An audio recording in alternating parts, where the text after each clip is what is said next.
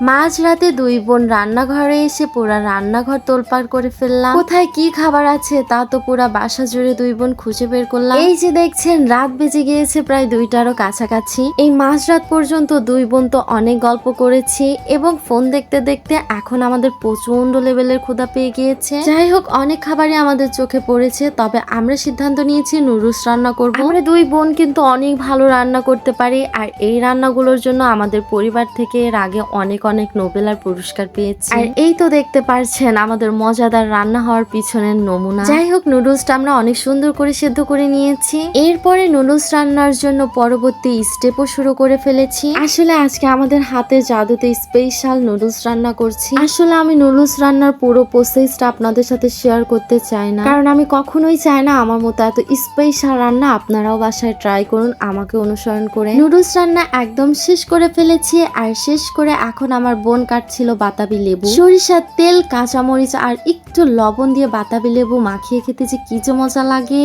বাতাবি লেবু এভাবে মাখিয়ে খেতে অনেকেই পছন্দ করে, সেটা তো আমি জানি। বাতাবি লেবু মাখিয়ে এবার আমরা ডিম পোস্ট করে নিলাম, আর নুডলস এর সাথে আমার এভাবে ডিম পোস্ট খেতে অনেক বেশি ভালো লাগে। অফ ক্যামেরাতে আমার বোন এই ফ্রেঞ্চ ফ্রাই গুলো ভেজে নিয়েছে। যাই হোক, এই তো ছিল আজকে আমাদের মাঝ রাতের কিছু নাস্তা। এর মধ্যে সবচেয়ে মজা ছিল এই বাতাবি লেবু মাখানো। যাই হোক, ফাইনালি খাবারগুলো খেতে পেরে তো আমাদের অনেক বেশি ভালো লাগছিল।